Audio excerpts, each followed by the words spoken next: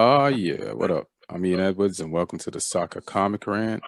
And this podcast can be found at allthingscomedy.com. And if you go to allthingscomedy.com, you will see a bunch of podcasts there from some of the best comics in the country. Examples of like Bill Burr, Bert Kreischer, Tom Popper, and the list goes on. Tiger Belly's there with Bobby Lee. Bert and Bill have a podcast there. So check out allthingscomedy.com.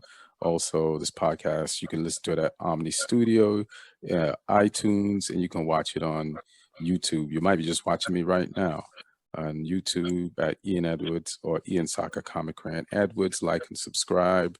And we're here with one of the crew so far. The rest are late. Neil's still drunk from celebrating the Chelsea win, so he's not. He'll slog on at some point. You know what I mean? But let me just do the sponsor real quick, and that's onthevolleyapparel.com.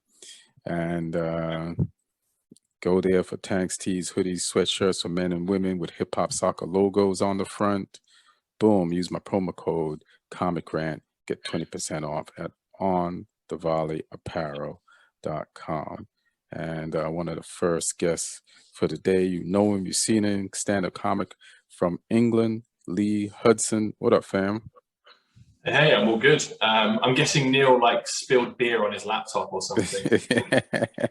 Yeah, he probably gave it a beer like it was a real person. That's how drunk he probably was. He was like, "You want one too? You're my buddy. You're being." Oh, speaking of the drunken devil, he's so drunk that the shirt is backwards. I mean, we'll let him set up. So, Lee, the jersey you have on, explain that. So it's got the England badge on it, but it's the FA licensed coaches. It's one of their T-shirts. I got it on a course a few years ago. All right, and you have a bunch of coaching badges, right? Yeah, I'm qualified up to UEFA B license, which, I mean, if any clubs in League 1 or 2 wanted to hire me, I'd be qualified to manage up to League 1. And then in September this year, I'm doing my UEFA A license, which qualifies me up to championship level. Oh, right. And championship level, and is there one above that? Yeah, UEFA Pro license is the top one. That's what all the Premier League managers have. And when you go to these courses, right? How many courses how many badges you got? So there's FA level 1, which is the base level, which is mainly for people coaching kids. And it's just here's how not to kill them kind of thing. It's pretty basic. Why would they want to teach you that? That doesn't make sense. You just that's a trial and error situation right there. So there's that, and then there's FA level 2, which gets into a little bit of technical detail, and then the B license is the first real serious one. And what makes it serious? What are they teaching you? You start going into more tactical elements and stuff. So it's it's a longer course as well. You go on it for a while, and then you have to fill a coursework kind of sort of folder in of all your sessions and everything. So training sessions. Is it like a British coach teaching you? You get tutors from the FA, and some of them are ex-players and stuff. Is there a masterclass coaching link that you could source information from some of the best coaches in the world, or you just getting taught by? Because I'm just concerned that they're just teaching. Are they teaching a bunch of different styles and options, or just English style football, which has improved? In the past, it used to be like that. When I first started doing my licenses, it was a little bit like that. But over time, they've become more progressive, and they actually, they allow you to sort of be your own style, and they just, as long as you can justify everything that you're doing. So if you have to run a session on counter-attacking, as long as all the information you're giving is correct, you choose your own style that you want to coach, kind of thing. And are you when you run a session, are you running it on a blackboard and showing it to them, or are you doing it with actual players? You get to actually learn how to execute on both in the room and then and with players. Yeah, there's some theory in the classroom, like on whiteboards and stuff, on tactics boards, but then you go out onto the pitch and you have all the other coaches on the course playing in your session. That's hilarious. Which they can be very standard. I've been on some courses with there's ex-pros on the courses, and they're just miles better than everyone else. Right. And you're there trying to tell them how to do something, and I'm like, I know you already know how to do this. So that's hilarious. That's kind of weird. But then now they've switched it so that, like, you do the course with other coaches and stuff, but then the tutors come and watch you coaching, like with your team, and then they assess you there. So it's a bit more realistic. Oh, that sounds good. I want to ask you more, but Neil, I don't know how long Neil is going to be sober. So I just, he might be crazy drunk now. I just want to see what the recovery from winning a Champions League is like.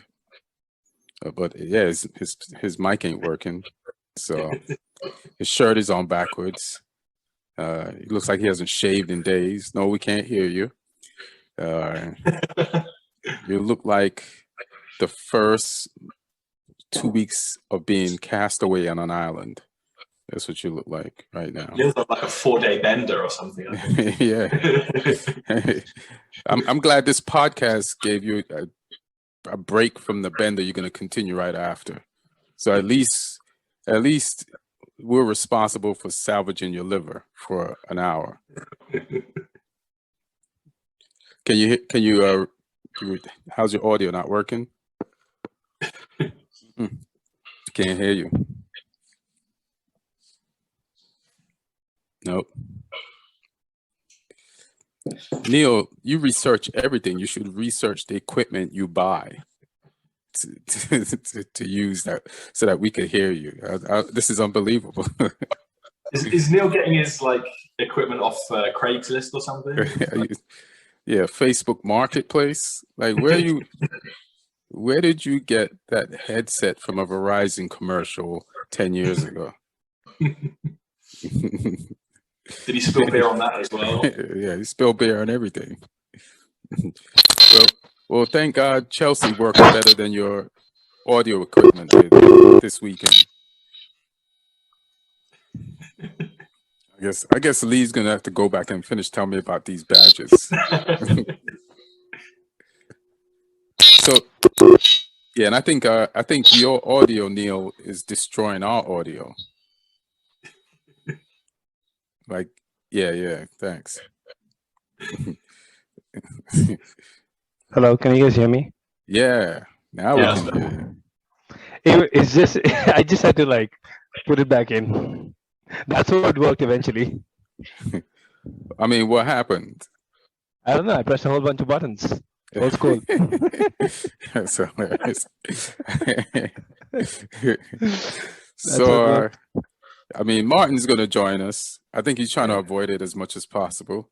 I think last week, unanimously, we were like, Man City is going to win the game. And I know I said that. And then I even felt stronger about it as the broadcast progressed. And, but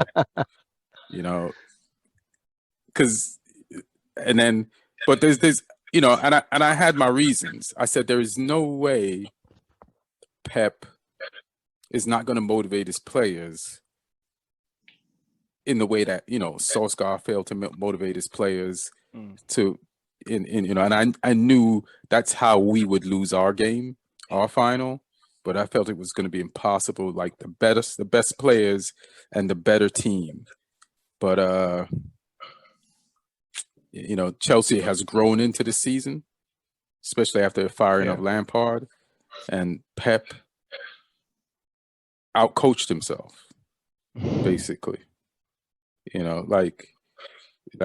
Tuchel didn't. It's a game of chicken. Tuchel didn't panic.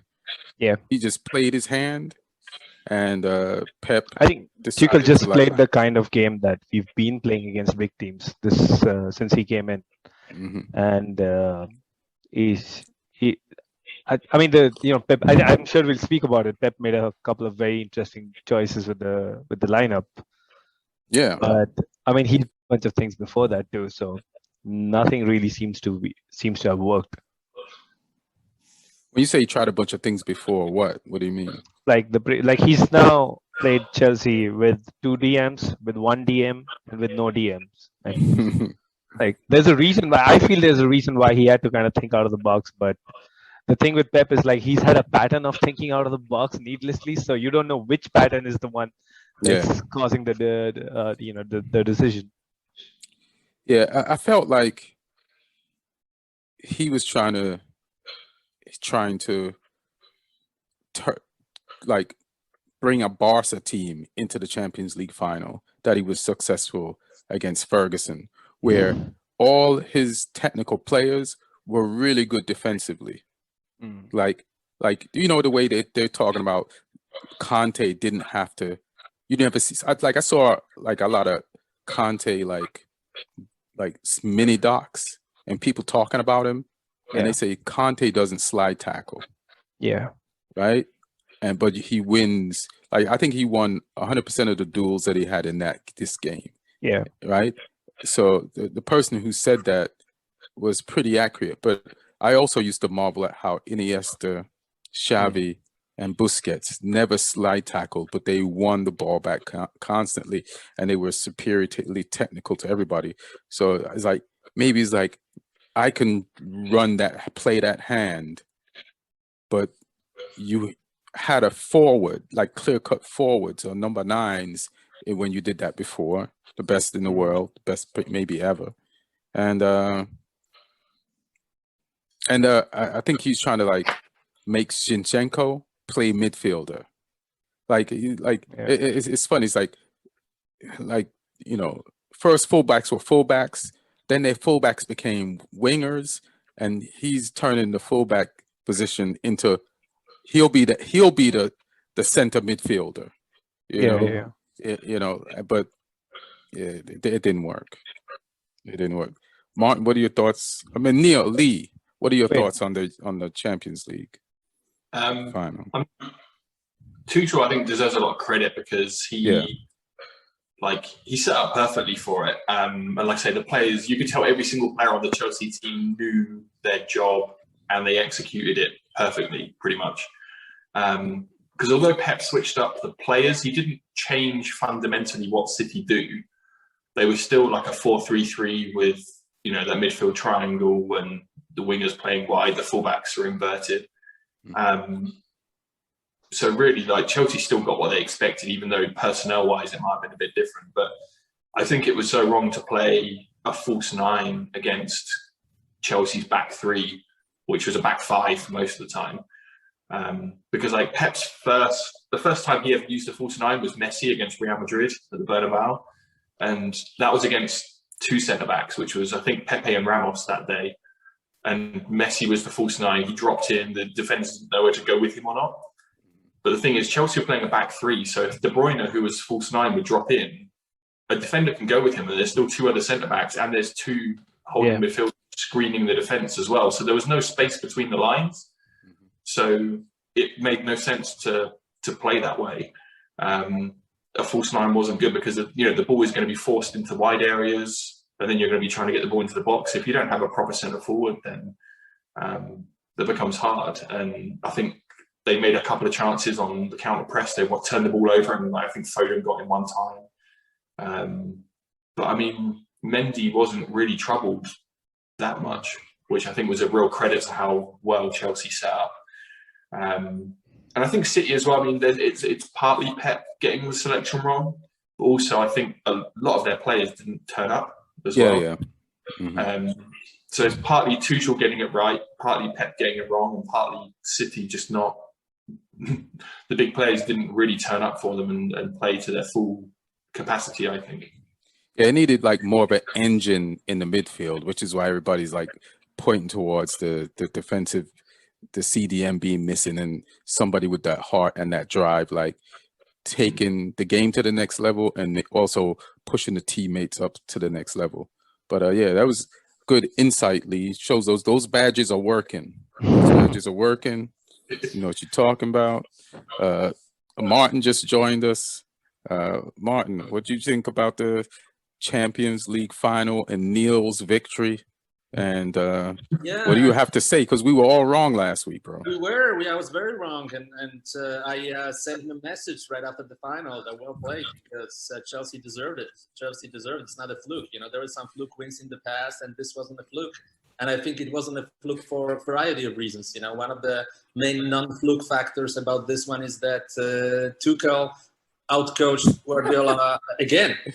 It's not the first time. You know, like, it's funny that few weeks ago when they beat City in the league, people are trying to make excuse, and I mean, I could think the same in a way, you know, that Guardiola didn't like to show all his cards, or that Guardiola already won a title and didn't really care, or some other reasons, you know. But the fact is that actually that game, if you look back at the game that happened a couple of weeks ago, it was pretty much a blueprint for Chelsea to win again against City.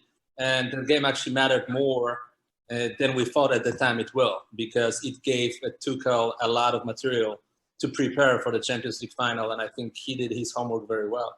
And now we're possibly in a situation where 10 years ago, Guardiola, more than 10 years ago, took the title, the crown from Mourinho, and now Tuchel might well take the crown from Guardiola.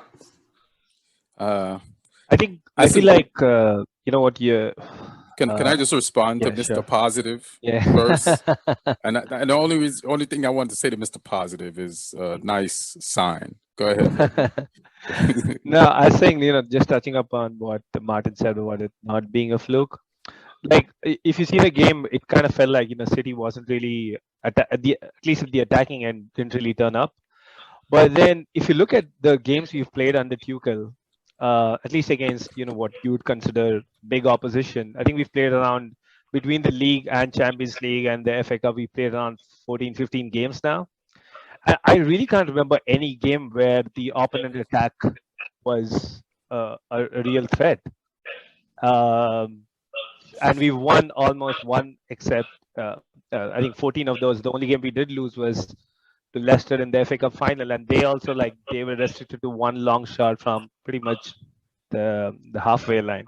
So I kind of get why Pep felt like he had to go really out of the box to do something, because he's tried a couple of different things to, you know, break down this, and it's a pretty defensive system that Tuchel has. You know, he's added that extra centre back, he's added that extra number 6.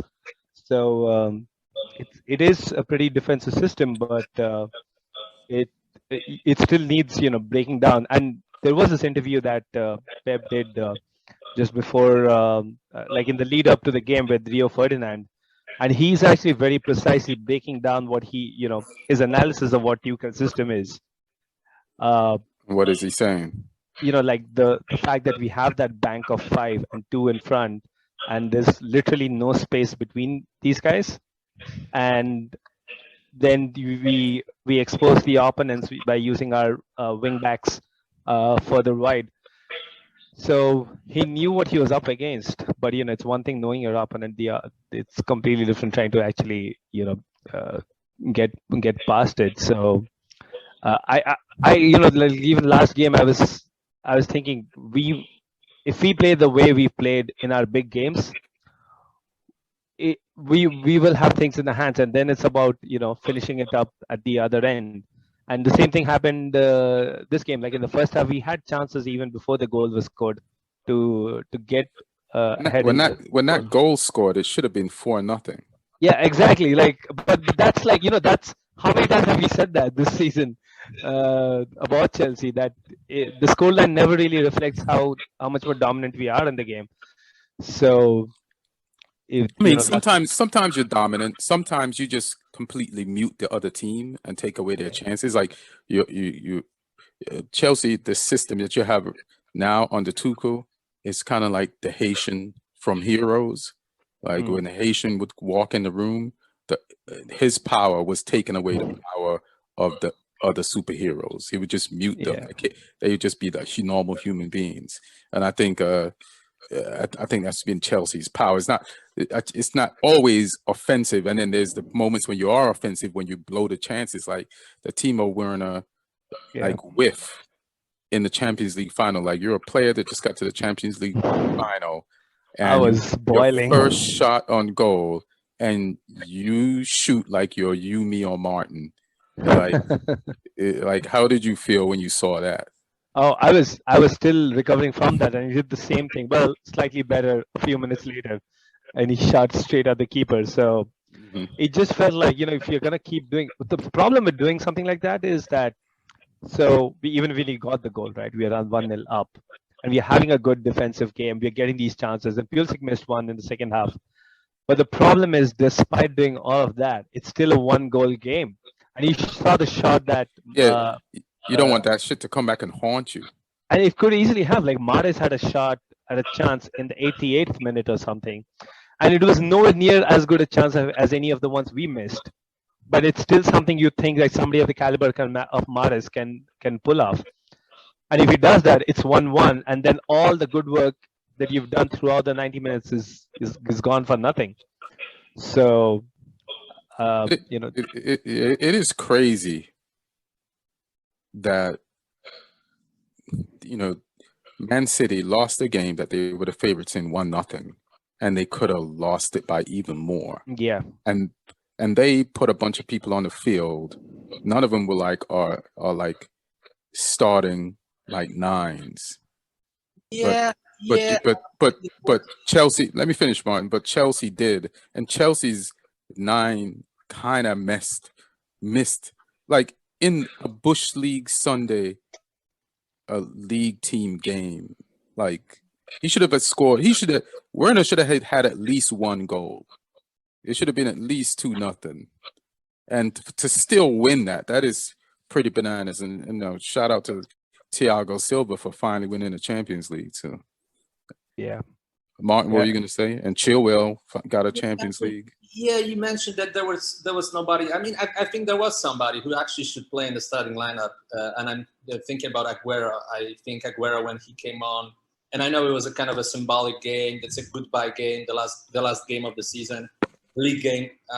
He scored 2 goals. He looked very, very good. And I was kind of surprised that he didn't play any role in that final.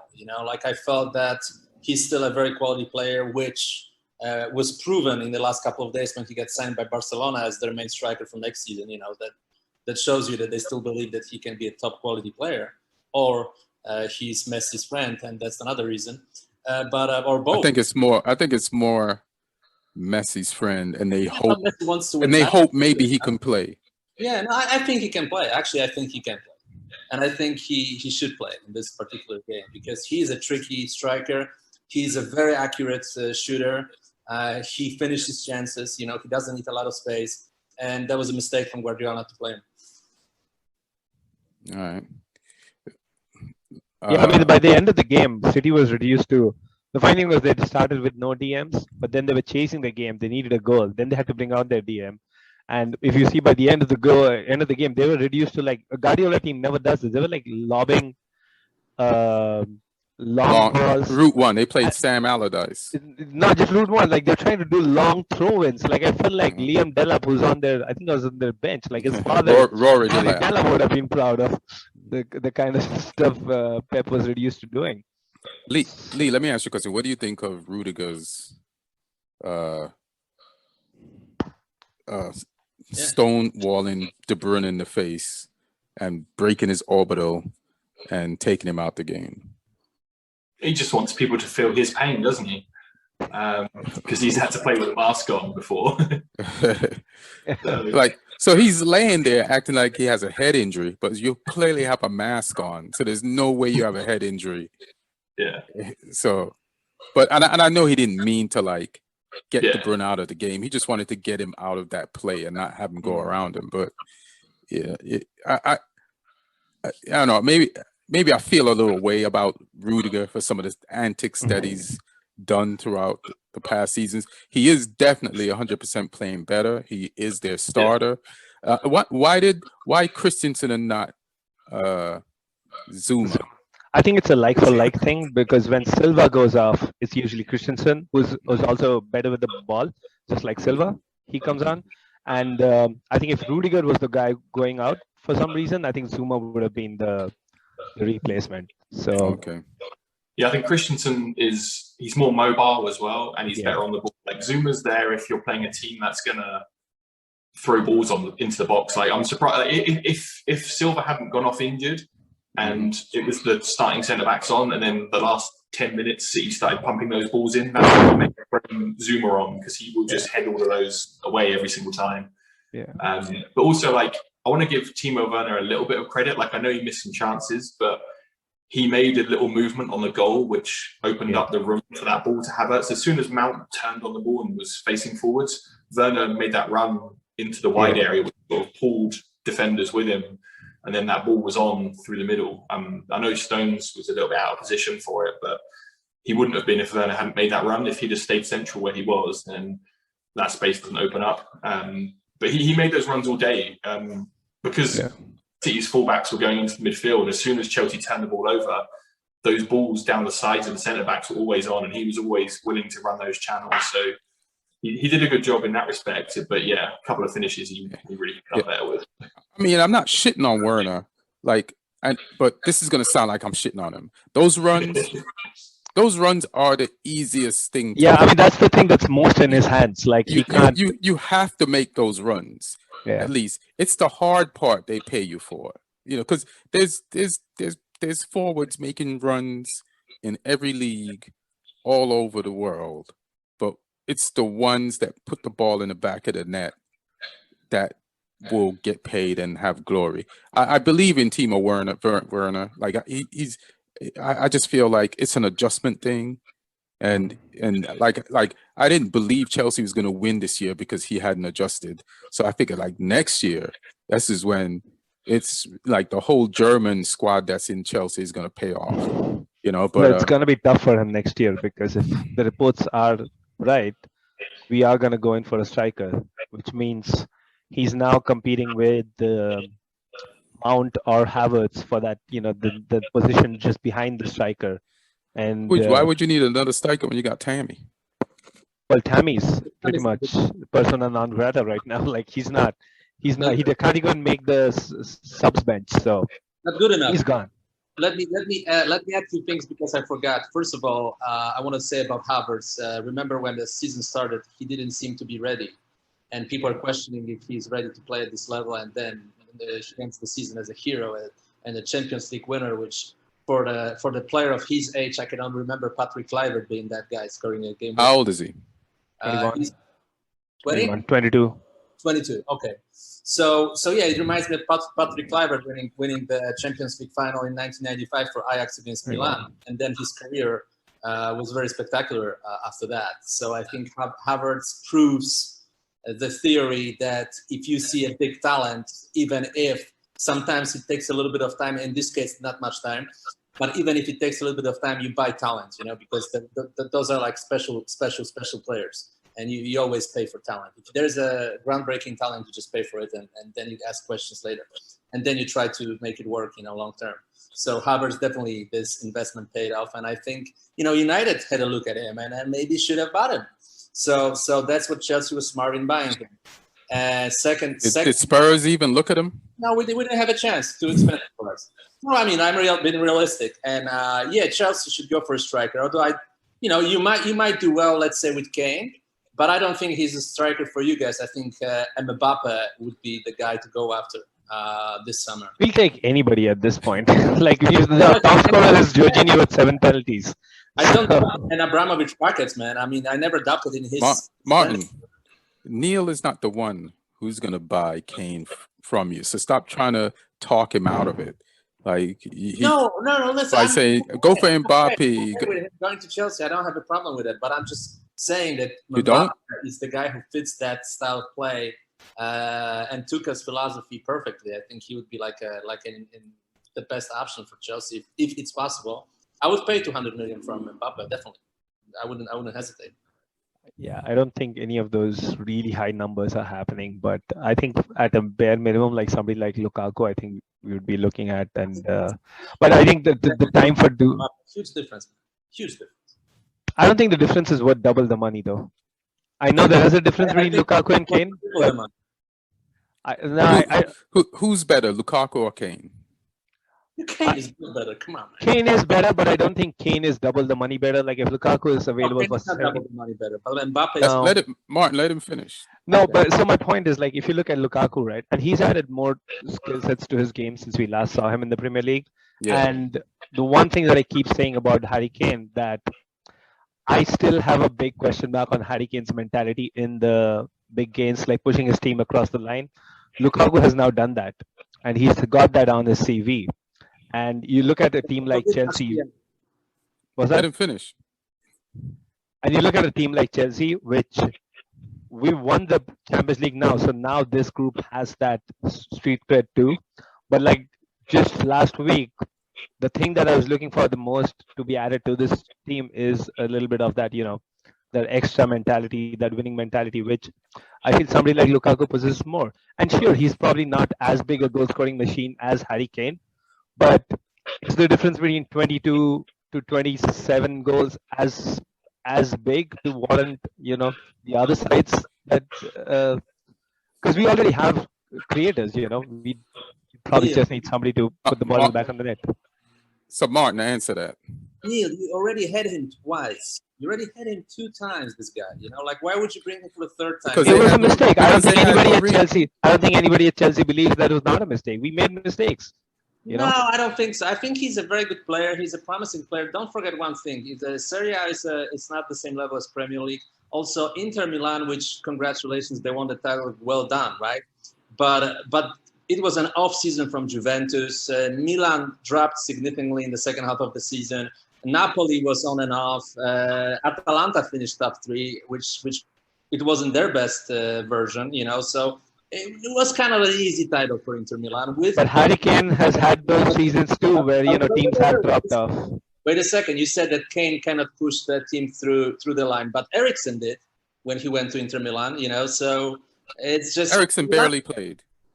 It's just he scored some important goals, and so he it's a question of Inter Milan. You cannot compare it to Premier League. Eriksen didn't win the title in the Premier League, and he did in Italy. Ashley Young didn't win the title with United in Premier League. He did with Inter Milan. I think Ashley did win a title with Man United. Did he win a title? Yeah, with Ferguson. But like Lukaku has been the focal point of Inter success this season. Lee, let me ask you: Lukaku or Harry Kane? I think the debate is pointless because I don't think Kane would go to Chelsea. I think. You think so? I don't think he would. I think he would want to preserve his reputation with the Spurs fans, and I think he'll have other good options. Like Chelsea would be a great option for him if there wasn't that rivalry, and I think Spurs fans would forgive him for going to City. They would forgive him for going. They'd even forgive him for going to United. They'd forgive him for going to one of the big Spanish teams, or even PSG if Poch is still there. But I don't think. Like the 2 clubs that they would hate to sell him to is Arsenal or Chelsea, and Arsenal isn't going to happen. And Chelsea would have the money, but I don't think he would. I don't think he would do that. I didn't think Arsenal. I didn't think Spurs and Chelsea were that big of competitors. Oh, definitely with Daniel Levy, there's real hatred there. Oh yeah. Like he refused to sell us Luka Modric, even though we bid more, and Modric was dining and whining with Roman Abramovich on his yacht, and everything seemed like it was done. But then this dude just would not sell. He sold him to Madrid for lesser a year later. So I'm pretty sure that's like very unrealistic. I mean, I would take Harry Kane. Don't get me wrong. I'm just saying, like, if the price to get Harry Kane is a price that is essentially a fuck you Chelsea price, which is way more than what other clubs would have had to pay. I just don't think that extra money is worth it. But if let me just say, if I had a choice, which had nothing to do with the London clubs, I would go with Kane, because that heart and desire that you talk about, Neil, like he does exhibit it, but it's tough to exhibit it when you can't just always be all on the forward. Like I've seen Harry Kane score goals when Spurs needed them, and there's some games when he didn't score goals when Spurs needed them, but Spurs also needed a better team. And I like and there's an annoying thing about Lukaku, even though he's gotten better, like he still will dog it on plays. Like sometimes, like if you watch him in Syria and he did this, like if a pass doesn't go 100% his way and the other player gets it, he's not going to chase down that player to get the ball. It's like he throws his arms up and then waits for his team to get the ball back for him. I'm not a fan of that. I don't see Harry Kane doing that. So, I think Kane has more the mentality, even though he hasn't won. Like he'll really prove he has the mentality when he leaves and goes to a team that can win the title. That'll show a winning mentality. It's sometimes pulling the trigger. If somebody has all the physical ability but they can't pull the trigger, then that really tells you how much what their winning mentality really is. I mean, it's going to be a circus now for the rest of the summer because there's like at least 3 or 4 good quality strikers who are going to be on the market, and I guess there's equal or if not more number of top teams who are looking for strikers. So, I mean, whoever comes, the only thing I'm afraid of is that we are not going to get any of these top targets, and then you're going to land somebody who I don't really think is an upgrade on what we already have. So, but do you need a top target, or is next season the season of acclamation? Well, if it were me, I'd be saying this. I'm pretty happy with Tammy, but the manager is not. So it's you got Tammy, Ziyech, Havertz, who hasn't. Havertz is still. I think Havertz can become that number 9 too. But again, it's like, do you want to go into another season where you're looking to win the league, gambling on trying to make Havertz into a proper 20 goal a season number 9? So I just don't think I think you gambled when you spent the money. Yeah, but when we spend the money that season, we didn't really have any expectations of winning anything big. This is a huge bonus, that the fact that we actually won the Champions League. So, but the like Havertz's progression, as Martin said, that he started off the season very slow and he got a lot of criticism with the price tag and all of that. It's not just the final, the Champions League semi-final against Real Madrid too. He was one of our best players. So when it mattered, like these guys have shown up. And the reason why he was bought into the club, I think Lampard wanted to play Mount and Havertz as those 2 attacking 8s. And obviously, that never really worked out to a lot of success. But, a snapshot of that was the winning goal, because Mason Mount picks it up and provides an amazing pass, like a pass worthy of the Champions League. Yeah, that was a world-class pass. And, Havertz takes it. There's a slight little... feint, beats the keeper and scores it. I think that is the combination. If you look at Chelsea doing stuff in the next 10 years, I think we're going to hear about Mount to Havertz a lot more. Let me ask you a question about the goal. And Lee, you got the badges. Is that a handball? And could the ref had been like blown the whistle and given the handball and maybe a red card? Like, could it have gone that way? It could have, but I think the chances were slim. And do you think it's a goalkeeping error for the keeper to come out for a ball that it wasn't one of those balls that Edison,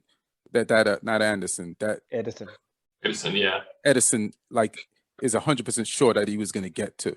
It's almost like you're not going to make it to that ball. And now you're in this situation that kind of makes it easier for the attacker.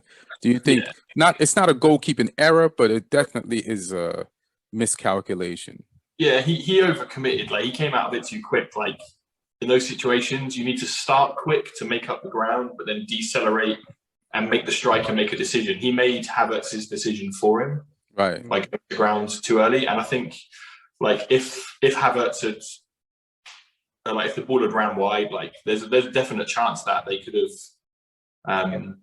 given a decision against him, because they maybe could have argued that he didn't like really extend his arms, but they were still there, and it's still a save. So yeah, I mean he's quite lucky it fell, because if your keeper gets sent off, you're done at that point. So Lee, was that like reviewed and adjudged to have like touched the hand, but it's accidental, so it's not his fault? Or I think because it was a goal, they didn't even. They just played like advantage or something. Yeah, they didn't even. So you didn't go. You can't go back and okay. Yeah. I mean, they could have, because the play finished, but it was just weird. They just ignored it completely. They talked about the goal.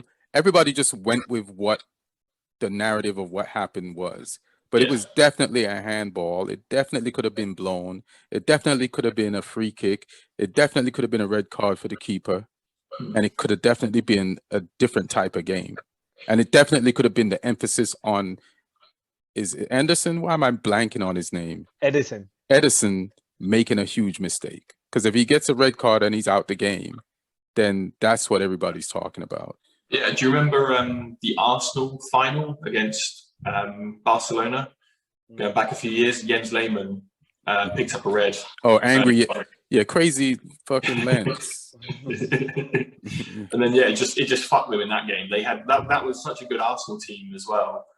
Like there were so many quality players in that team. You know, Perez, Henry, Lundberg. Like it was such a good team. Yeah. And then Lehmann just fucked the final for them. Almunia had to come on, and they're playing a player down. I mean, Barca still made hard work of it, but they were only always in it.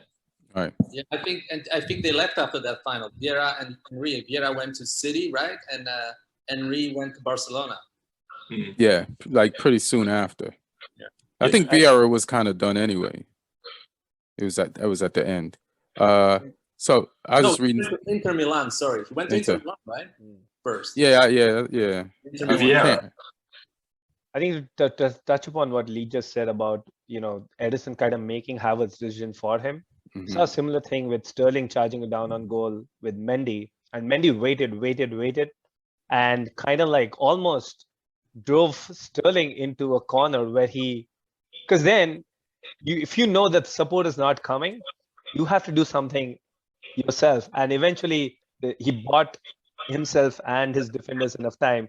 Reece James came in and helped him out, and the chance really led to nothing. But it could have been a very similar thing.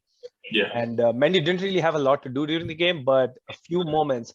I think that's the difference between Mendy and Kepa. Like the moment you might not get a lot to do in the game, but you need to be ready. That the first time you're asked. Yeah, I mean, just don't ask Kepa any questions with height on it, or you won't be able to answer them. I actually felt really good about Kepa and Tammy, because these are two people who've kind of like Kepa throughout the season, but and Tammy from the knockouts, who've not really had the role to play in the Champions League. Mm-hmm. But the emotion on their faces at the full-time whistle was like, that was genuine. You can't fake that. Like they were celebrating as if they've scored the winning goal. It's pretty crazy when they showed the pictures of Pulisic and Mount when they were 10 years old as Chelsea kids. Yeah. So what happened to Pulisic? Was he at Chelsea? He was an American kid with a whole lot of money, so he kept you can go to like a lot of these academies and like pay to train with them for a small period of time. Mm-hmm. So I think his dad was pretty well connected too. So he went to a lot of trial, I think. It was like a trial. Yeah, it was like a trial. Yeah. So in fact, they don't even remember that there's a third kid in the picture in the picture too, and he did a lovely interview, saying a little bit about that summer, and a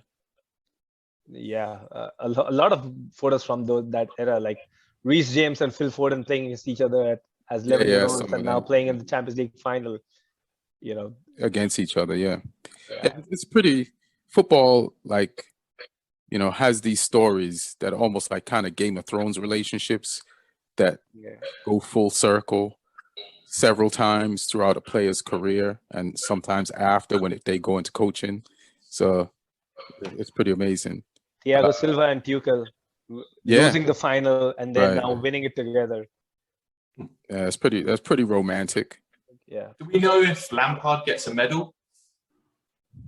So I was doing the count, and then apparently there were like 40 medals handed out, but I can only count 39 people. So I I don't know who's getting that extra one, like with the staff and the.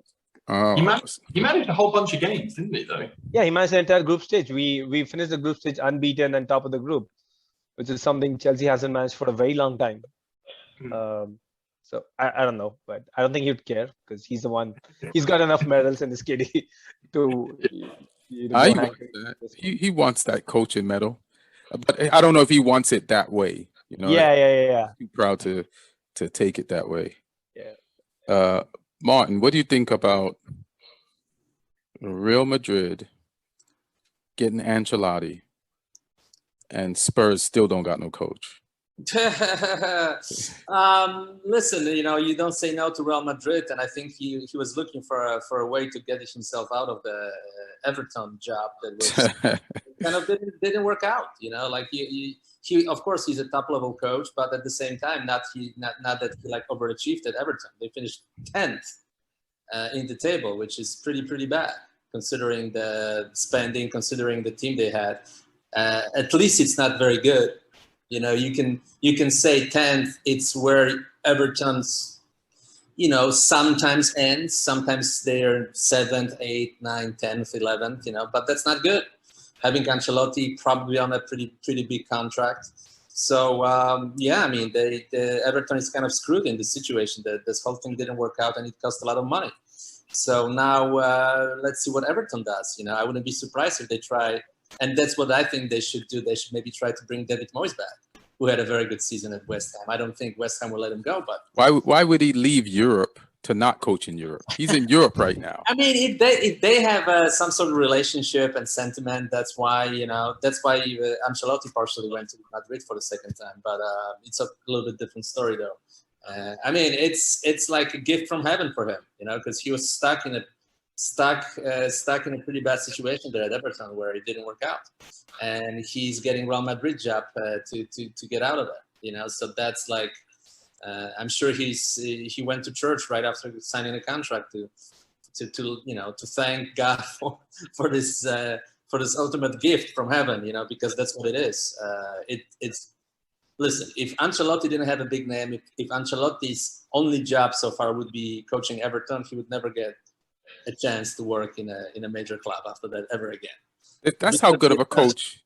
That's how good of a coach Ancelotti is. Yeah. That he finished 10th with Everton, and Real Madrid is like, we still want him because he's Ancelotti, and he's had a better career than Everton as a team, and we're blaming this on Everton. Like when you look at Everton, I said this last week. Like Everton has a spine, as each team has a spine, but their spine is collapsible.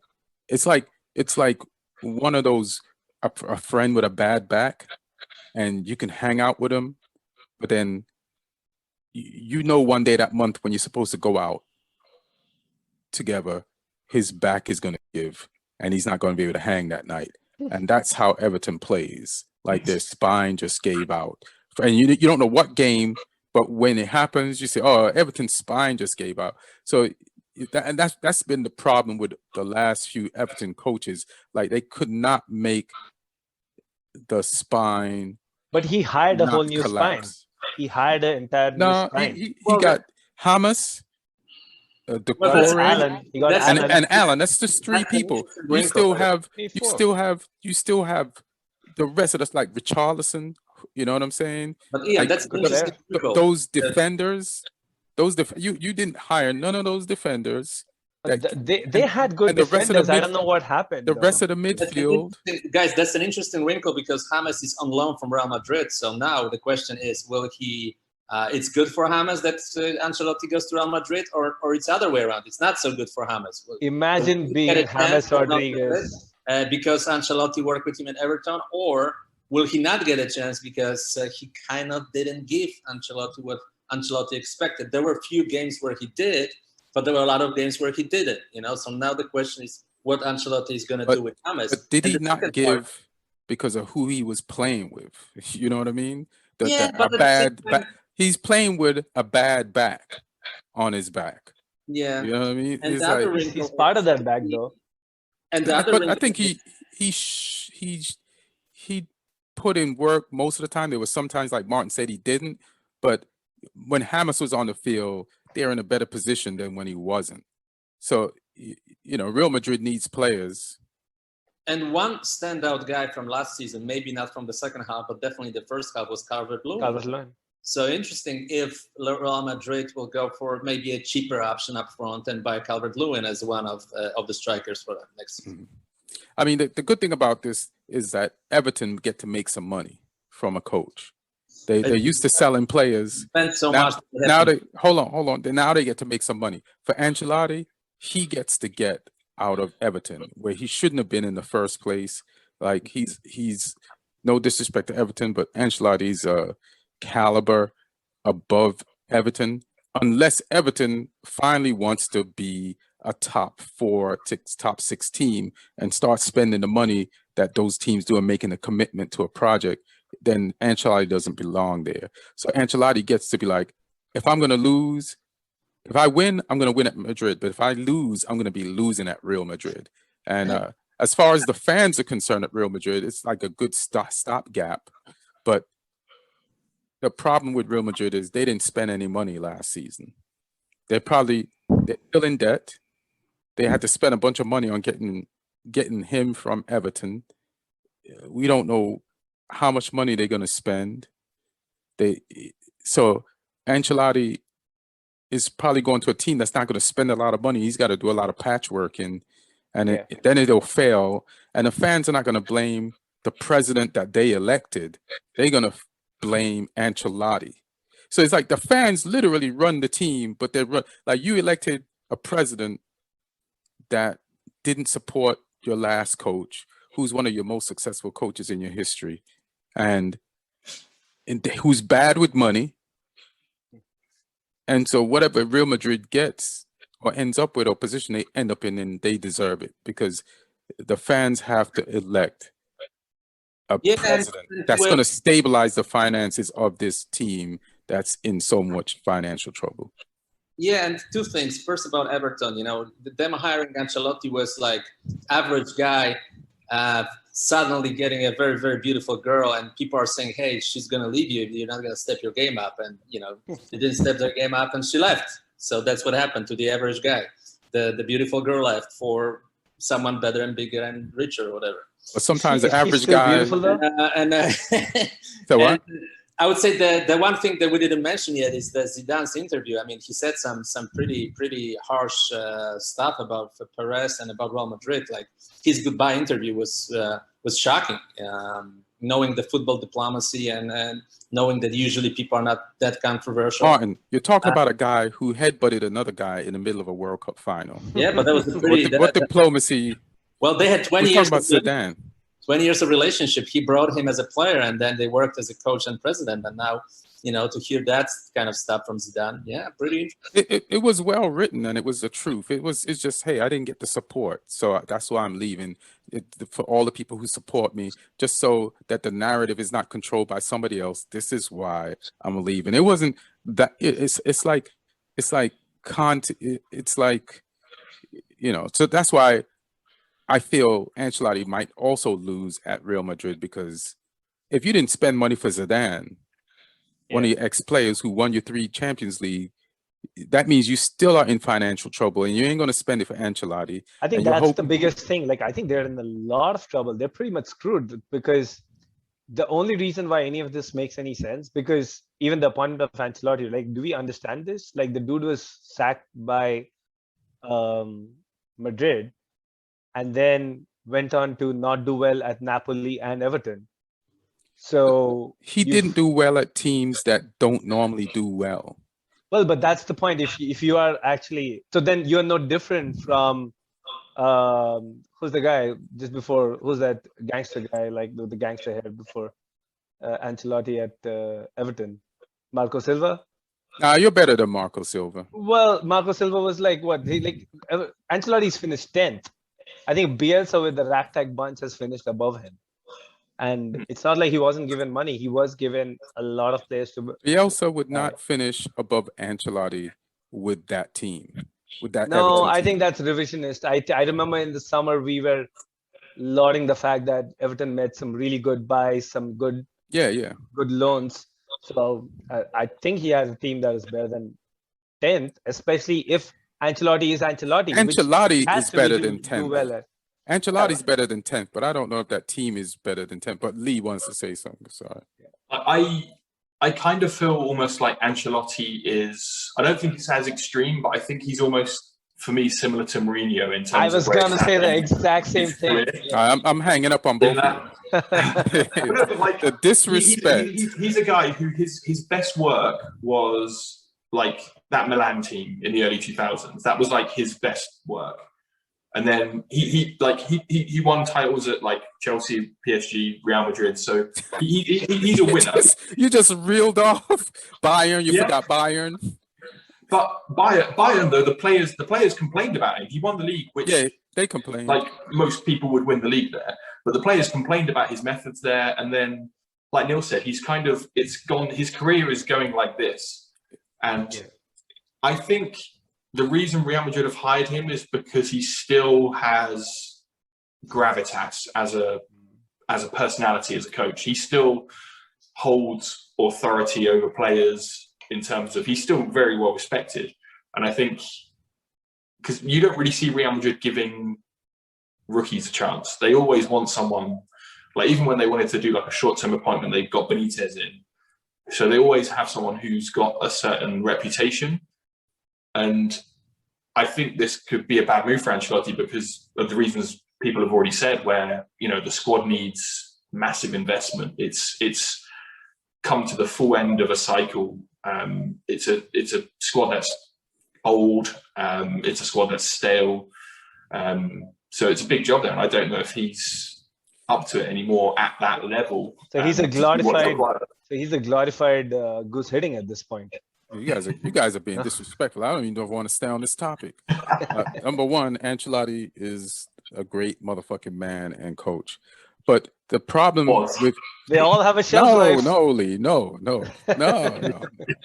I bet you he wins another major title again. But I don't think it's going to be at Real Madrid. The problem with Real Madrid is they need to elect Galactico idea has won some trophies, but it has cost Real Madrid a lot of money for these trophies, and they are in debt. And you have the same guy with this big idea, the same guy who he was gonna not reel back in the spending, but find more money through the Super League, and continue his bad spending habits. The Susos and the people who vote for the president need to find a smarter, more physically responsible guy that is not afraid to make tough decisions and get the team back on track in the next 2 years. Yeah, that's what they need to do. I think what has happened is Chelsea and Liverpool have together completely taken down Spanish football, because if you look over the last 2 or 3 seasons, the reason why they're in so much of debt is, of course, like they've made other decisions wrong, but the major chunk of it, the Eden Hazard money and the Philippe Coutinho money, they're not able to like crawl out of that hole. And these are 2 players who have completely, so far, as of today, flopped at their respective clubs. They've not. There's been no return of it on the investment. Griezmann. What's that?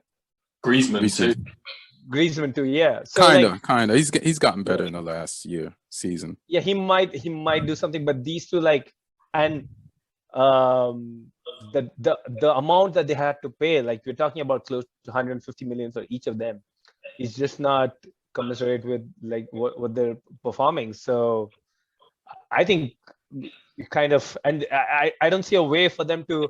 I feel the reason why Ancelotti and got Dembele. hired was, but I think the reason why Ancelotti got hired was they probably had better, higher profile targets in their minds, like somebody like Antonio Conte. But then you have Conte in the interview room and Conte asks you what's your transfer budget for this summer, and you tell him it's a net of 30 million, Conte is leaving. Like, he's taking an Uber back. Conte was never going to go there. That's why he never went there, because of that exact reason. Like, it was never even a question. Like, Conte. No, but like 2 years back, when Real Madrid spent 355 million in one summer, he would have gone there now. Let me tell you something. Conte is a kept woman, and the only reason you could keep Conte is you keep the promises financially. You make it rain on Conte. The moment it stops raining, it gets dry, and you're not spending the money that you agreed, then he wants a divorce straight up. Like, he'll drop the prenup. He won't give a fuck. He just cares about winning. But this is like he wants that sugar daddy. So what? He wants that sugar daddy. He wants a sugar daddy. If he goes onto sugardaddy.com and fills out a profile and you pick him, you better have the money you say you got, or else he's out. But like, that's alarm bells then for like all of this indicates it's like the financial issues that these clubs have is way more than what was initially leaked out. And now there are reports coming out that Real Madrid, Barcelona, and Juventus might be kicked out of next season's Champions League by UEFA because these guys are still officially connected to the Super League. So there's not a lot of good news happening there. Yeah. And so Man City, I don't even know if this is a question, but what do you think about this, Martin? Like, I just read on the BBC Sports Football that Man City are going to spend a lot of money this season coming up. So you know they need a forward. Yeah. So what do you think about this being a threat to the Premier League and the other teams in the Premier League? Well, I mean, they proved in the past, even last summer, that they're going to keep spending until they get what they want. So they bought so many defenders until they found one that seemed to make sense. But they spent 400 million prior to that. And one defender, basically. Yeah. And then finally they got one, with all the Ruben Diaz trials and tribulations, they didn't shy away from spending a lot of money to finally find one. People are throwing money away and see where it sticks, and they're gonna continue to do that. Maybe they'll buy 3 strikers now. Who knows? Maybe they'll buy one established name and one maybe someone from other league, and maybe they'll buy Lukaku and Kane and someone else. Who knows? But Kane it's a huge price tag, and I don't think he wants to go to another British club. I would think he would rather go to Real Madrid, and I can see Ancelotti trying to lure him in. I can see again. Where would they get the money? I think if you're Real Madrid, you can probably find some crazy billionaire fan that would somehow help with a transaction like that. You can find some other options and probably offload a few other contracts to the clubs you have relationships with, so it matches the value. But I can see Ancelotti going for Kane. Actually, I think it makes perfect sense. Plus, there's a relationship, buy more sell than buy relationship, but also buy, because we got Reguilón for cheap from them. They had option to sell him for more money to other place, and they sold him to Tottenham. They bought Modric and Bale, obviously, from Tottenham. So there is a buying relationship between those two clubs. I can see that happening. If they decide, hey. Do you think Bale is gonna? How was Bale and Ancelotti's relationship? Interesting one. I think it was fine. I think it was a little frustrating for Ancelotti at the beginning, because Bale clearly needed time to adjust to the new league. He played well in the last season, and Ancelotti saw that from a very good position. I think did he score against Everton? Actually, let me check. But I think he had a good game against Everton once. I think he scored a winning goal. I have to check that out.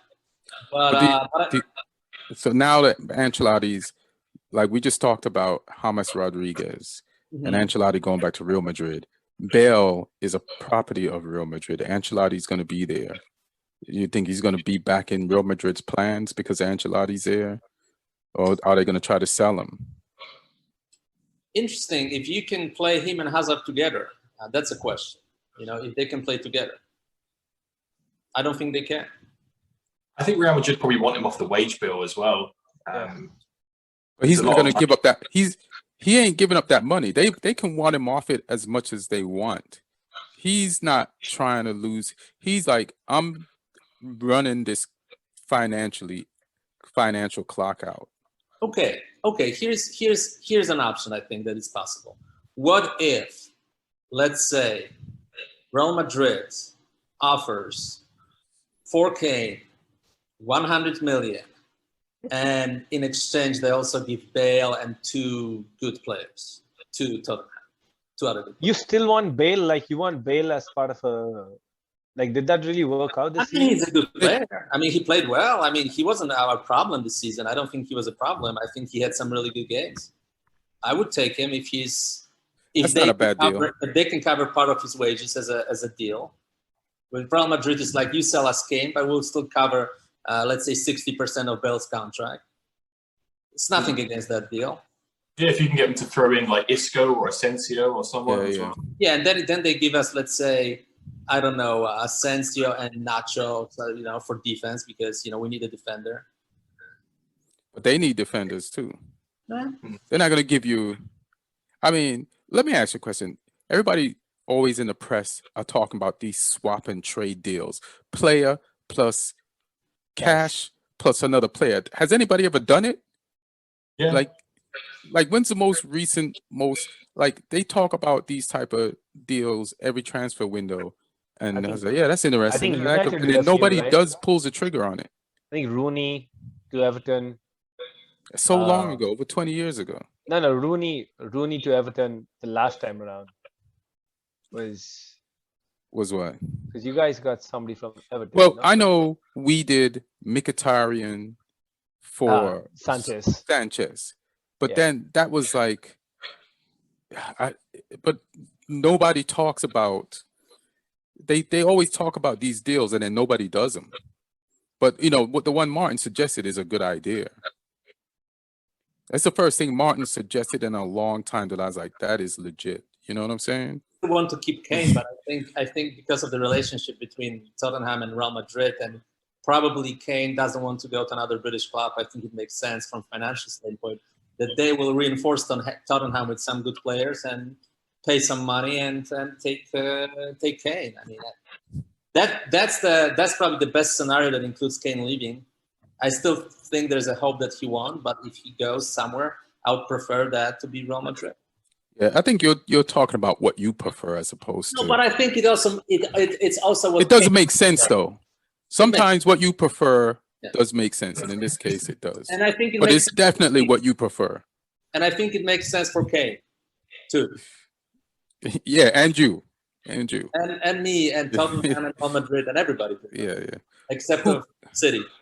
What do you guys think of England's roster in the Euros? Surprising. Shocking. Let me ask. You go ahead, Martin, and then Lee. Shocking. Not calling in Trent Alexander-Arnold. I mean, it's just. No, he's there. Trent is there. Oh, Trent is there. He's there. Yeah, he's there. They got 4 right backs. You sure? Yes. Yeah, 100%. Because like 2 days ago, there was something about him not going. That was a false thing, and Southgate addressed it. Oh, okay. Then yeah. And then he's in there. They got 4 right backs, and he could also end up playing midfield. Is Saka on the list? Yes, Saka's on the list. Okay.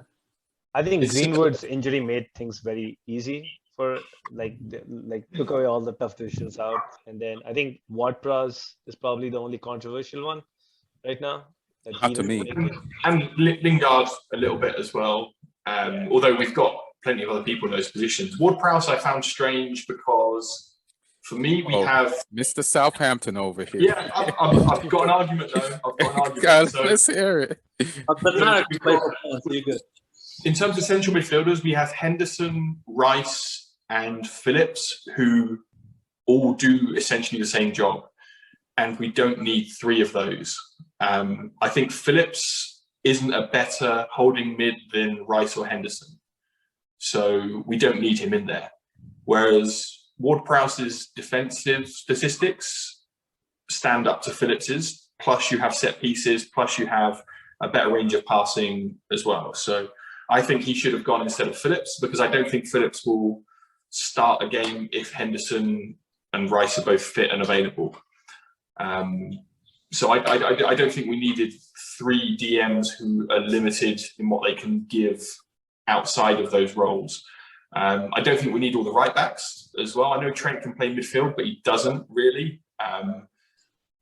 And, you know, if Walker goes as part of a back 3, right, we still have Trent, Reece James and Trippier as right wing back options. We don't need all those options. We could have done with 3. And also Saka, I really like, but if we're going to play that system, his only position that he can play is wing back, and we have Chilwell on Shaw. Yeah, like I watched Saka play. Talk about multifaceted, multi-positions. I see him play on the right as a winger. I see him play on the left as a back and as a winger. I've seen him play false 9 in the middle of the park. Saka can play. He's solid anywhere you put him. He will need the squad to get absolutely decimated through suspensions and injuries to even see a minute of the Euros. But I think that's what happens when you're asked to select a 26-man squad as opposed to the usual 23 that you're used to. So you are going to have these 1 or 2 players who are just there to make up the, they don't really have a realistic chance of playing, but they're going to be. You don't think Saka has a realistic chance? No. If too many people ahead of him. If we play a front 3, obviously Kane will be in the middle, but the wide positions will be taken by Sancho, Sterling, Rashford, even Grealish and Mount play there as well as in the centre. So he's not going to play ahead of any of those guys. If we play wing backs, he's not going to start a left wing back ahead of Chilwell or Shaw, and he's not going to start on the right ahead of the million right wing backs we have. So for me, I don't see, like I say, unless we get decimated by injuries or suspensions, I don't see a scenario.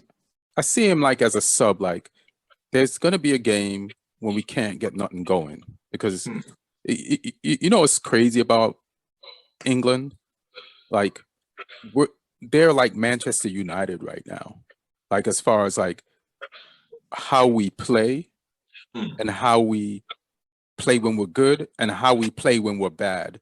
It just so much aligns with how Manchester United is right now, and they both have coaches that everybody's unsure about, but people don't believe in them, but they've done more than people thought they would do, so they still have their jobs because of that. So there's those parallels, and then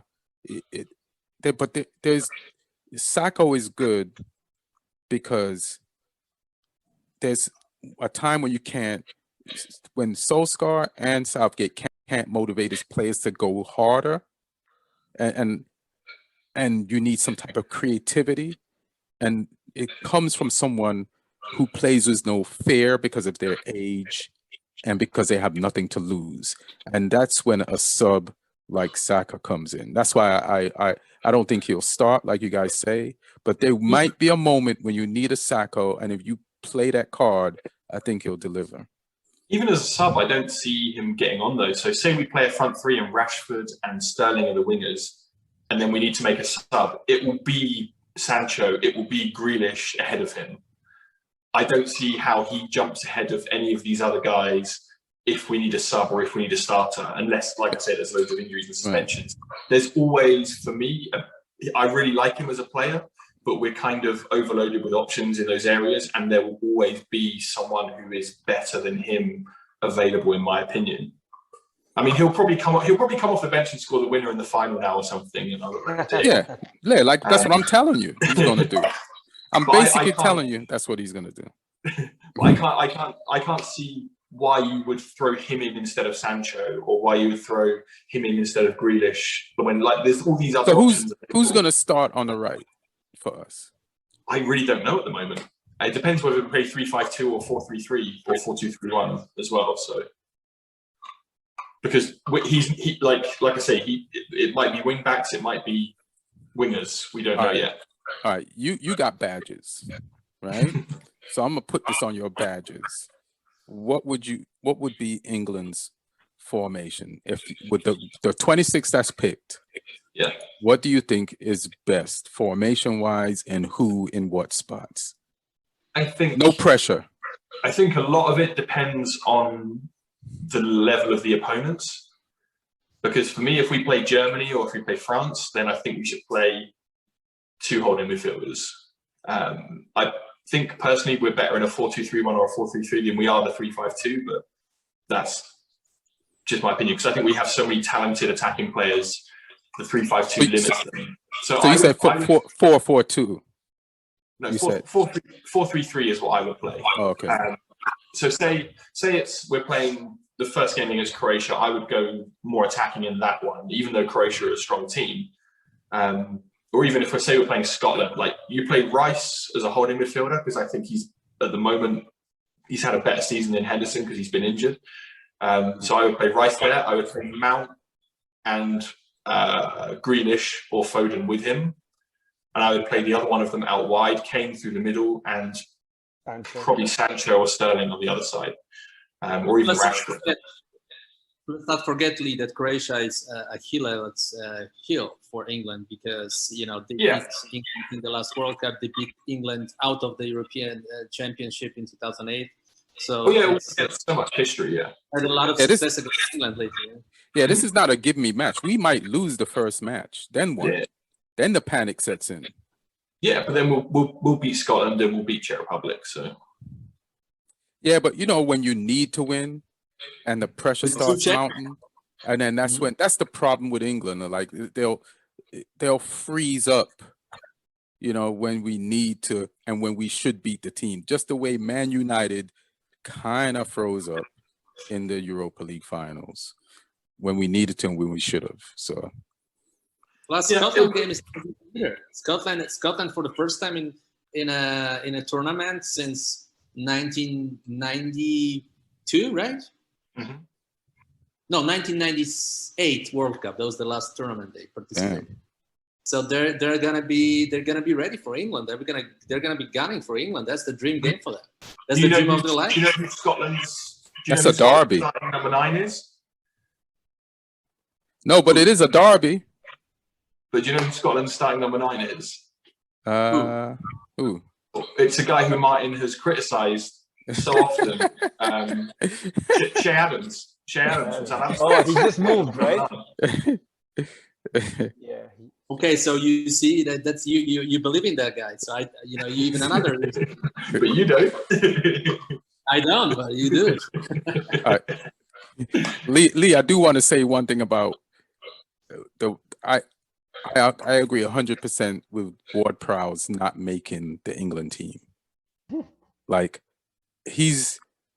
Ward-Prowse 7 goals and 9 assists this season in a very average to poor team. As a holding central midfielder or box to box midfielder. You just don't want them. Somebody's mic is acting up. One part of the game that I think Martin, you can't. Martin, your audio is bad. Is it better now? No. Really? Better? No, bro. Okay. Better now? Can you hear me? That's better. Yeah, it's better. So don't forget one thing about Ward-Prowse. I don't think England has a good free kick taker. They do. Ward-Prowse. Trippier and Trent and Kane, and I could keep going. But none of them are as good as Ward-Prowse. No one is better than Ward-Prowse. I agree. I know Trent scored in a semi-final in the World Cup. Trent probably won't start a lot of games. I don't think free kicking is our problem. Rashford can free kick. We got free kickers. Like I don't think Ward-Prowse should just be on our team. No, I agree with Lee with the point that if Calvin Phillips is going, unless I feel like Calvin Phillips is going for the main reason being that you're not sure about Henderson's how he's gonna play after his injury. Yeah. Mm-hmm. But if you were sure, I don't see a reason for why you take Calvin Phillips. Because I actually feel if Henderson can't play, the person who's going to be taking his part is not going to be Calvin Phillips. It's going to be Jude Bellingham. Because if you have two people there in that pivot, you want one to hold like Rice, and you want the other guy to have more of a box-to-box threat, which I feel, Bellingham, as long as you trust him with his age and, lack of experience, I think that guy is real quality and he can do a job there. He's played great in big Champions League games, which is mad for 17-year-olds. So he's one of those kids who nothing seems to faze him. But I worry that Southgate, there was one game he played Denmark and he played Rice he played two holders against Denmark, and the game was just horrible to watch. Yeah. I'm like, you don't need to do that against Denmark. You don't need to. Welcome to being a Man U fan. Two holding players against a team we don't need to have two holding players against. Again, another parallel. But there's something I do want to throw in your face, Neil, even though you're celebrating this win. It's like you've complained about the Jorginho Conte duo in prior I've never podcasts. complained about Conte in my life. But Jorginho. Yeah. And you've won with him. Yeah. Now what do you have to say? But and I've told you it works fine. No. You look at the history of any team that has won, right? They've not won with 11 world-class players there. It doesn't mean you can't win with a lack of quality. I mean, Pep was lining up with Zinchenko, so you can win with people who are less than absolute high quality. My point is, this squad that Chelsea has does not have a holding DM that is good for the Premier League, and Jorginho plays that spot because that's the only person we have who can play that role. But he doesn't have the physical and the athletic abilities. We've seen him getting outrun by referees. So that's a funny line. Yeah, he is so he can't do it. And there are. Are you sure they just pulled a masterclass? They did pull a masterclass, and he has been a great servant for Chelsea. I just feel that's one of the places you want to go to the next level, right? You don't want to land. What do you consider next level? Like next level name a, huh? Are we talking about Willian now? Yeah, no.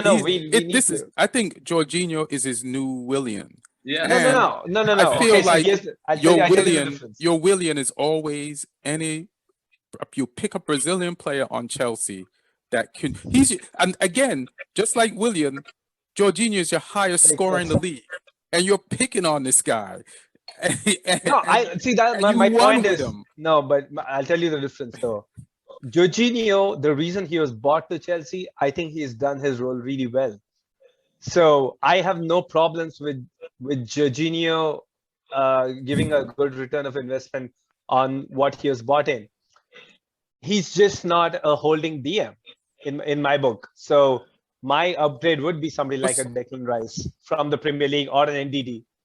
So and because Declan can cover the field more and run more and break up tackles more. But when we had this argument before, I've told you I've seen Jorginho tackle, and I don't think you guys or you're giving him the credit.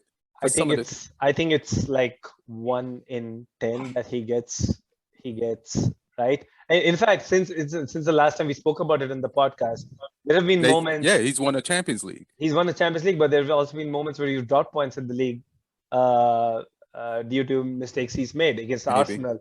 Against we dropped the FA Cup final. He's left pointing when he should have been the guy. But I mean that's fine. I think Jorginho has been a great servant for the squad.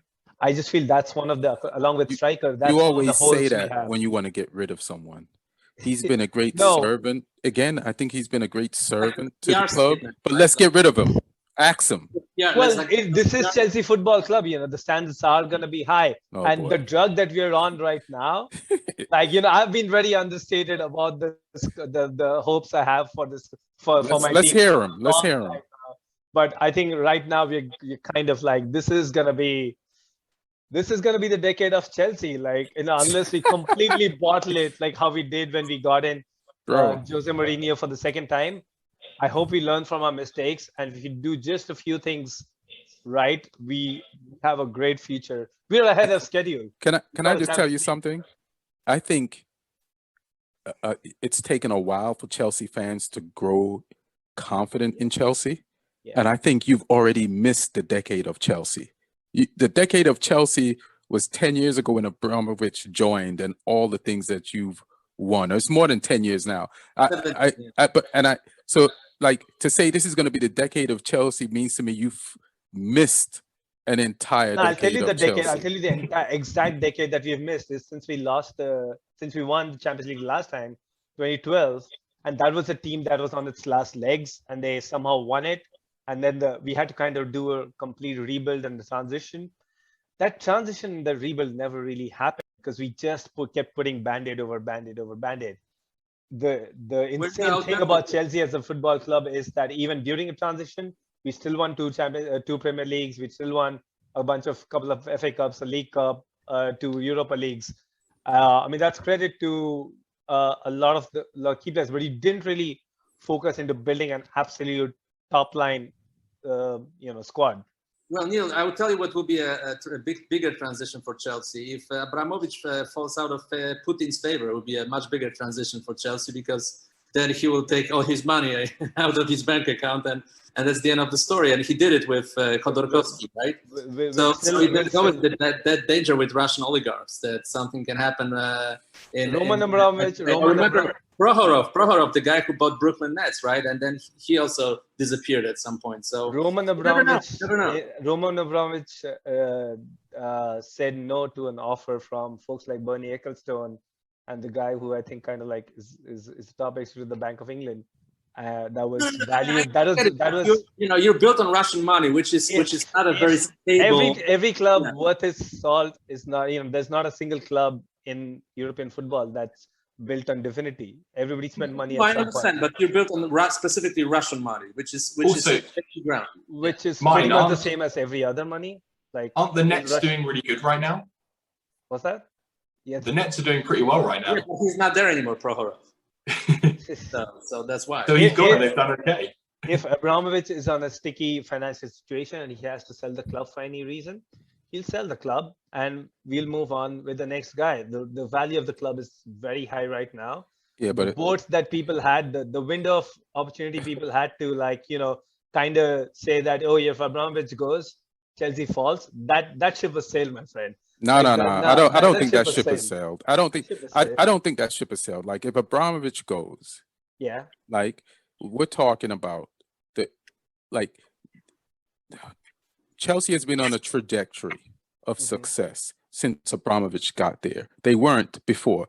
Abramovich takes money out of his pocket and puts into Chelsea and loses. Not really. We've not fell foul of, unlike Man City, we've not fallen foul of financial fair play, which is introduced specifically to target clubs like Chelsea. All right, I'll give you that. But we also know that your books are bullshit. No, that's not true. That's not true. Being run by a Russian. There's no way your books are straight.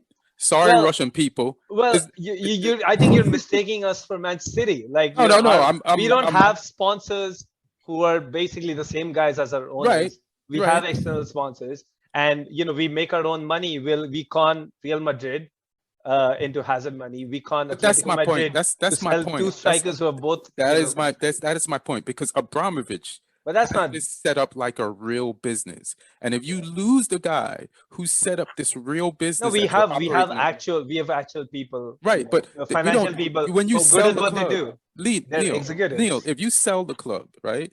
Those people are still going to be there. The new owner, they met for how long? Like will the new owners trust these people, or will they get along? There's so many things that those pieces start coming apart. And then Chelsea becomes something else. I don't think if Abramovich leaves, you're guaranteed.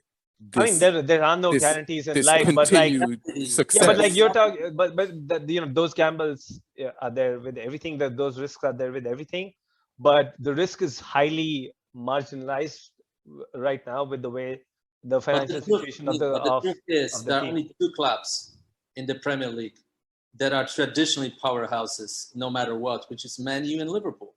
And Chelsea was built on Abramovich's money. They didn't win anything until Abramovich. No, that's not true. Again, that's like such a. Lee, No, back me up on this. Lee, back me up on this. You've been around UK football. Okay, I never wanted to bring this up. No. There's a huge difference between Tottenham Hotspur. There's a huge difference between whatever you're trying to claim about Tottenham Hotspur, who haven't won Twiddly squad in like ages, and Chelsea. Chelsea in the 10 years before Abramovich won more than Liverpool and Arsenal combined in the 10 years post Abramovich. That includes, and Chelsea, look at the kind of players that Chelsea had before in the 5 to 10 years before Abramovich. Hullet, Hasselbank, well, Lampard and Terry were already there. Graham Blessor, Desai, Deschamps, Emmanuel Petit. These are all players who've had spells at the absolute top of. They didn't win anything, right? Yeah, they did. They didn't win the league. A bunch of FA Cups. Come on. They won a bunch of FA Cups. They came very close to winning the league the year Manchester United actually won the treble. 1954, 1955. Then the next time you won it with Abramovich. Okay, listen. So before Spurs but hear me out. Just because you don't win the league doesn't mean you're absolutely Tottenham Hotspur. Because there's a huge spectrum between winning the league and becoming Tottenham Hotspur. And we were somewhere around that season. 54, 55 season. We came close in 98, 99. We were 4 points. We're not going to do close and 4 points out. We're not going to do that. But we came close. But Neil, and that was the year you won the Neil, treble. let Lee back you up.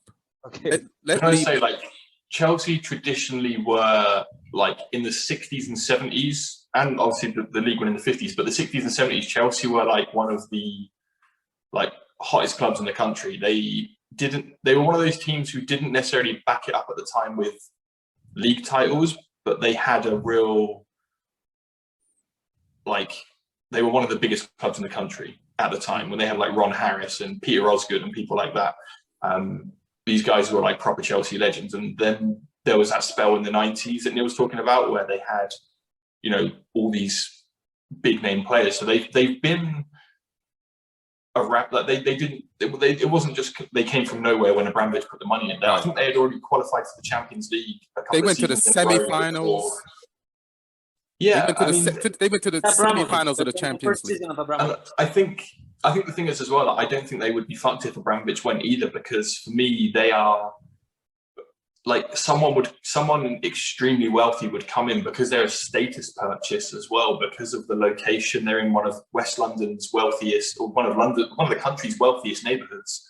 And it's kind of like, you know, there's a lot of money around there, and it's a place a lot of people from other nations choose to spend a lot of money. Like if you go in the area around Chelsea and Knightsbridge and places, you see cars with like, you know, plates on from Abu Dhabi and Qatar and places like that, and Russia and stuff. And I think, you know, if Abramovich for some reason did leave, I don't think he would though, because he's been through a lot there, like to the point where he's still happy to fund the club, even though he's not even allowed into the country and hasn't been for a few years.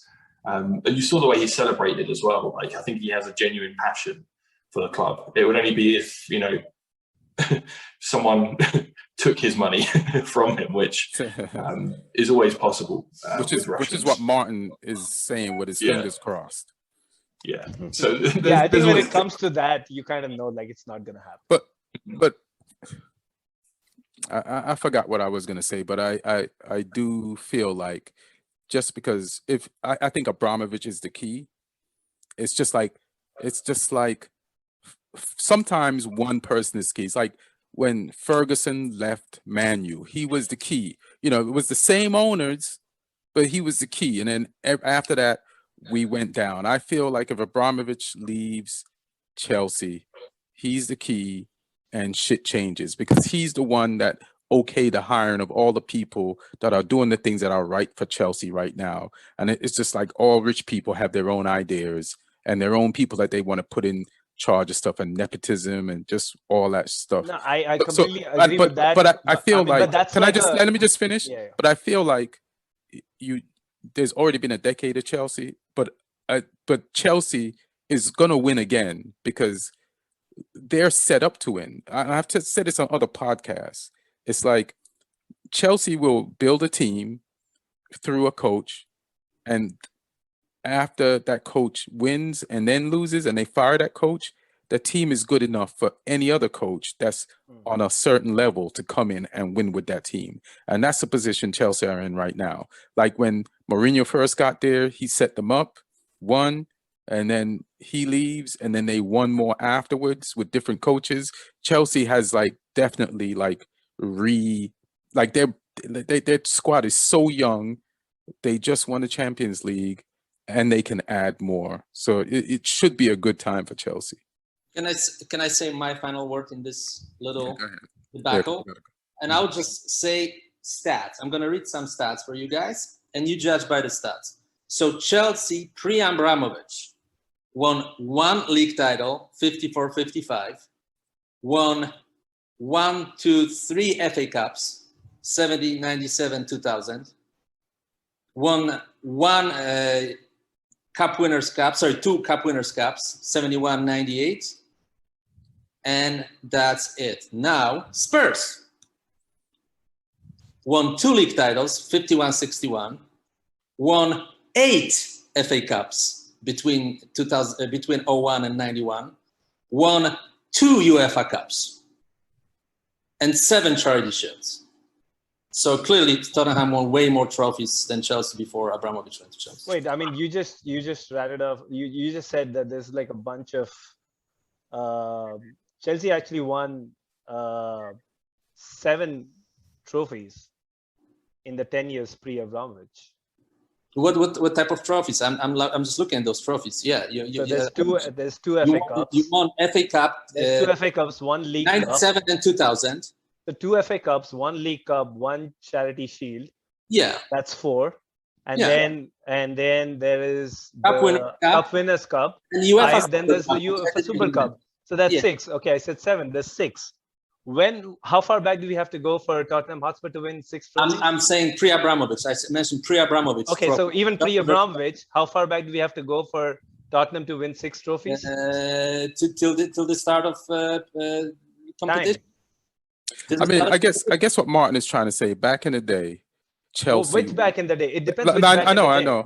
Let me finish. Like back in the day, Chelsea was Spurs, but now Chelsea is Chelsea. Chelsea was Spurs with trophies. That's the difference. You're right. You're exactly right. And actually, the club that Spurs. 2 league titles, 1 league title. When did this happen? Tell me the time. You can't like win one in like before the war. Before Abramovich. Okay. From the start of competition. Hey Neil, do me a favor. Don't let Martin repeat that. Just say, "Yeah, I hear you." Lee, go ahead.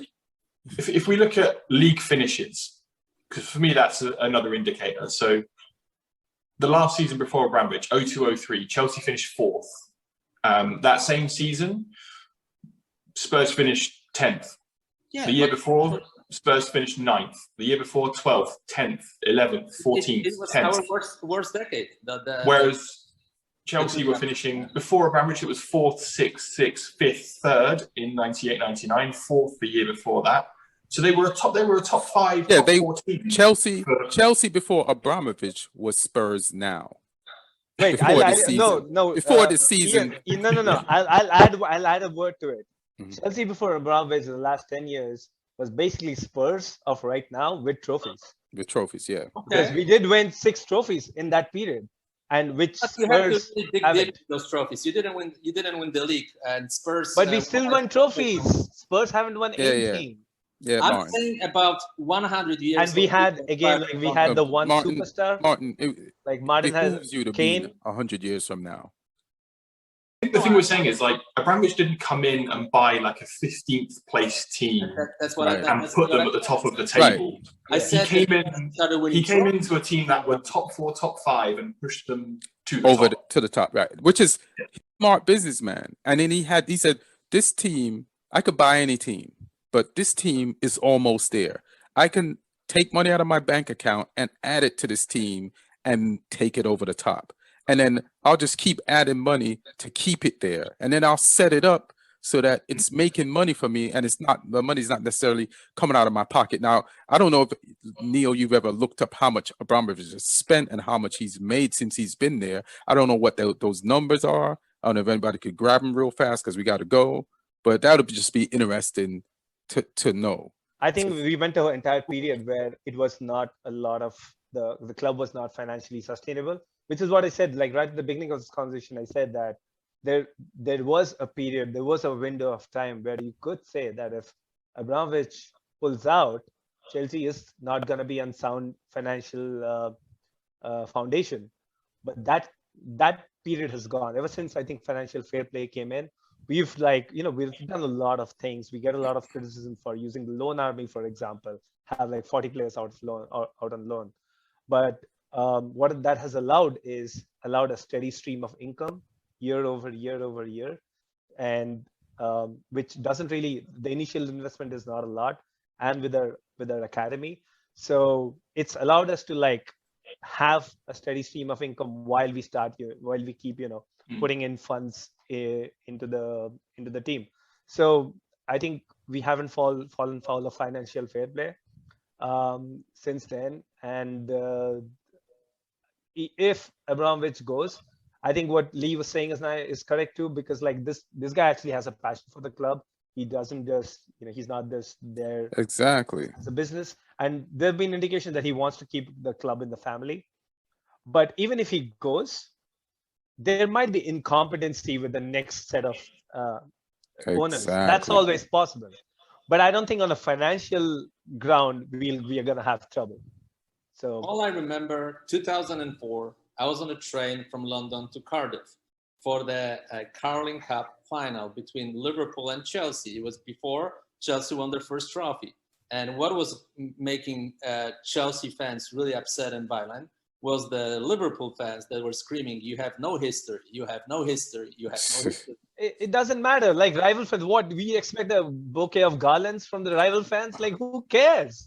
Martin. And you know what? We didn't. Yeah, you're right. Martin, Chelsea they got history now. Chelsea had not won a trophy. When you're talking about 2004, Chelsea had not won a trophy, yes, for 4 years. You've not won a trophy for 4 years. Now think about what has happened in a lot of other clubs for the last 4 years and how long it takes to win a trophy. I know that pre-Abramovich Spurs stats are superior, but you got lucky. We got Abramovich, so so good. So I don't want to bring up how drunk footballers were in the 1930s. And maybe somebody will buy Southampton, and Southampton will start winning trophies. Who knows? Martin, that's what I'm saying. It was not Southampton. Martin, Neil's team won the Champions League, so I understand why he's drunk. Why are you drunk? What I will say though as well is like if we liken Abramovich buying Chelsea at the level they were at to buying if he bought Tottenham with trophies. When Man City got money, not just from the ownership from Abu Dhabi, but also when the Thai ownership first came in, first threw money at them. That was like if someone came in and threw money at Newcastle right now. Right. That's the level City were at before they had money, which is a much lower level than Chelsea were. Big support. Newcastle is a well-supported club with huge fan base. I agree. It used to be a big club. Used to get travels to Man U and Arsenal, and they're competing for the title. Like as a teenager, I saw City go down to the third division, to the third tier, I remember and stuff. So like them getting money and becoming a superpower is more of a false position than Chelsea doing it. Yeah, I remember. Listen, I remember when Charlton Athletic were a good Premier League team.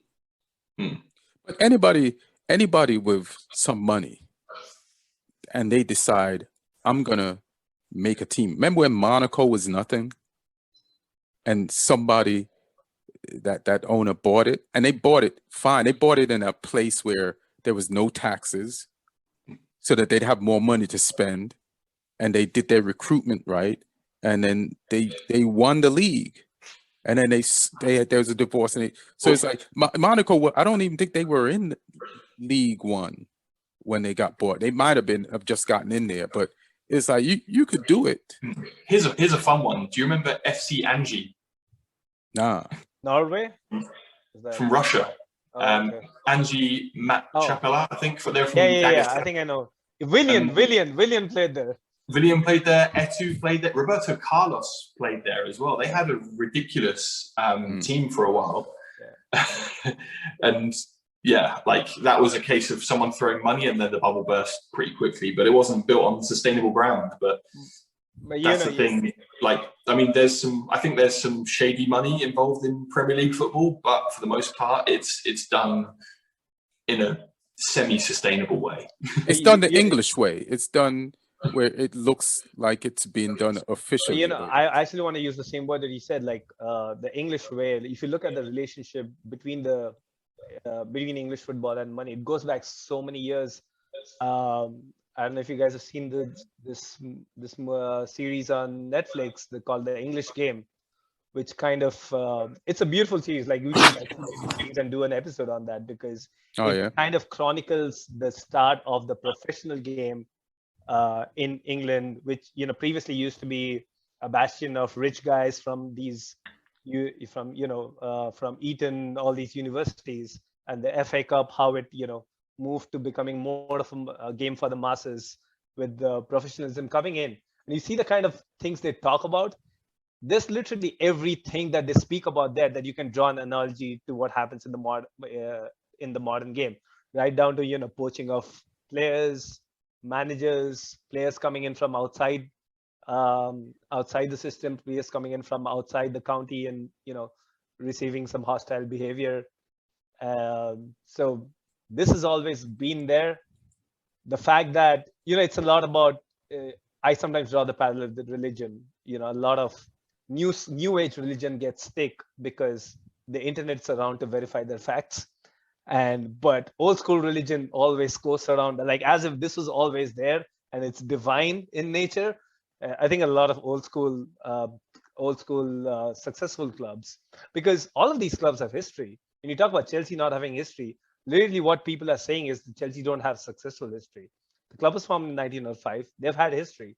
So the only thing you can throw at a club like ours is that they haven't had successful, consistent history all throughout their existence. So, and that's because when we do have history, you can actually verify a lot of things. People spend money for football and soccer back in the day too. Arsenal, famously, they have a record of never getting relegated.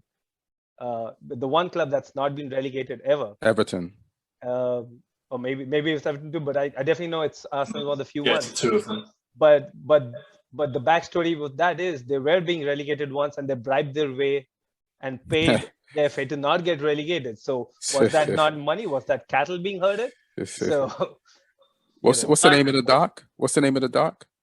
Well, the dock is called The English Game. All right. Lee, how do you want to say bye?